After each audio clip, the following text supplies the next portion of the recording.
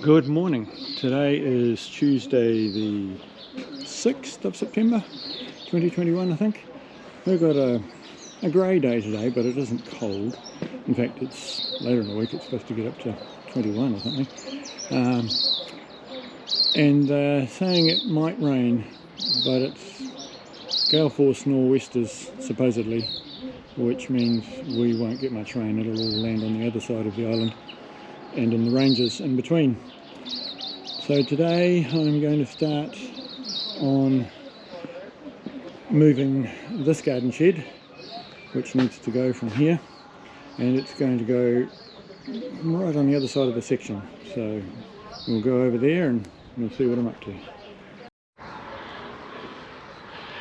Many years ago I constructed this te whare, in other words the house, as a playhouse for the girls, and whilst initially it worked, the girls got a bit shy of it because I didn't keep the spiders out of it, so one more than the other. But anyway, it hasn't been that for many years. It's just had stuff stored in it and things like that.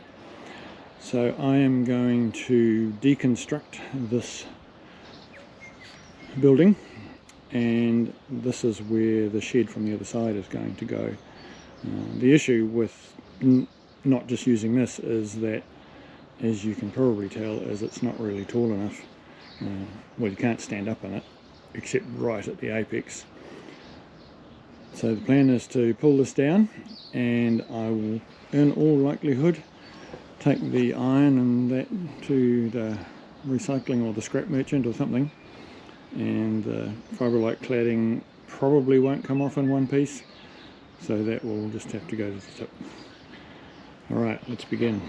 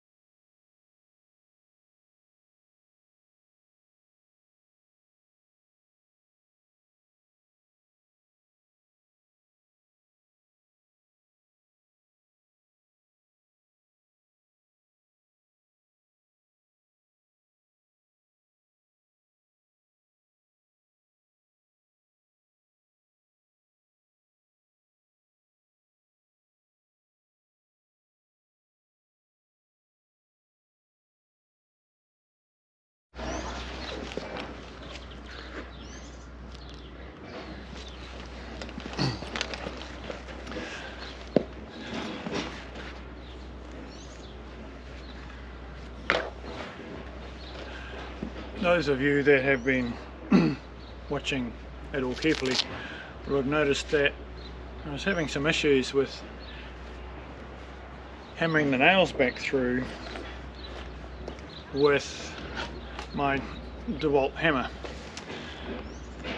and I have found that the DeWalt, it's a good weight for, it's a 20 ounce, because it's American it's in ounces, hammer, and I quite like it as a hammer for hammering in nails, and it's good for deconstruction stuff.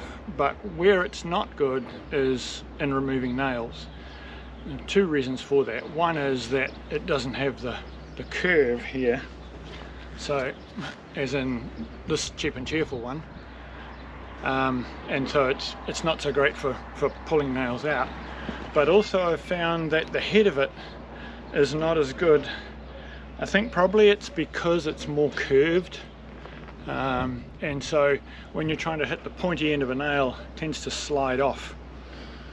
And the other thing you will have noticed is that I don't ever intentionally just throw nails down on the ground that I have pulled out, and I also don't ever put pieces of wood on the ground until I have either bent the nails over if I'm not keeping the wood, or I have de-nailed them. This is something that my dad taught me, goodness me, probably nearly 60 years ago. My dad was a carpenter, and from a young age, he was always working on our house all the time that I was there, and even beyond that. They'd bought it not long before I was born, and that was something that he instilled in me, that you just don't put a piece of wood down on the ground with a nail sticking out of it, or anywhere else for that matter, that it could cause some damage to someone. So, and I've seen enough builders operating in construction sites and things, and when they just pull out nails and drop them on the ground, it's just a hazard. Somebody's got to go around and pick them up, and that applies to screws or whatever. And unfortunately there are quite a lot of tradesmen who just don't bother, and that just creates a liability either for the owner or for others. And a lot of those things happen. I mean, I've been under enough houses as well to find all sorts of stuff that's just been left under there because the builder was too lazy to take it away, or they were trying to cut costs, and it just always comes back to bite you. Well, maybe not you, but somebody else. So I'll carry on, and now you'll see why I do the things the way I do them.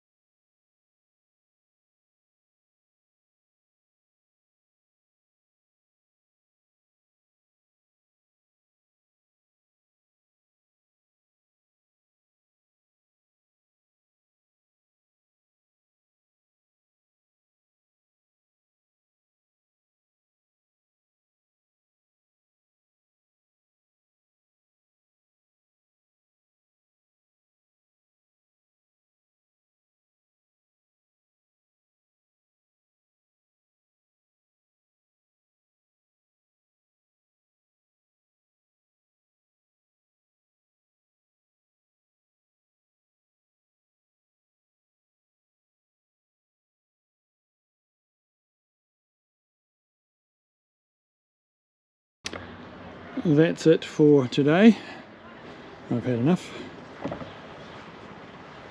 The shed that is going here is actually a different footprint to this. So once I have removed the deck off the front here, which will be the next job, I'll then have a bit of a measure and see how we're going to make it fit. And if you're wondering why I de-nailed all the timber, the reason is that as you know, the shed that's going here is just a simple kit set tin shed, and I am concerned that because this is a real wind spot here, that it may need some internal strengthening with timber, and also I will probably want to put shelves in it or something like that. So I don't know what of this timber I will reuse for this job, and there are plenty of other jobs around here that I could also reuse the timber, including I want to make a workbench, so some of that would actually be quite good for that as well. So that's why I've done that. I'm going to go and have a cup of tea and a couple of biscuits.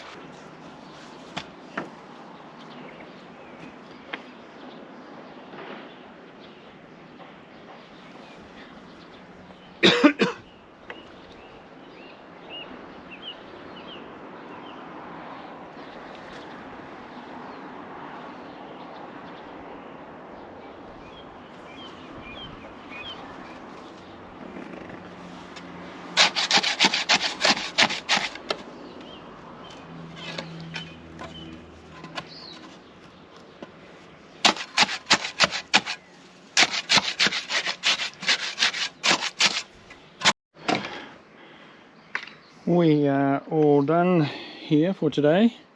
So we have concrete there and concrete over there, concrete there and concrete here.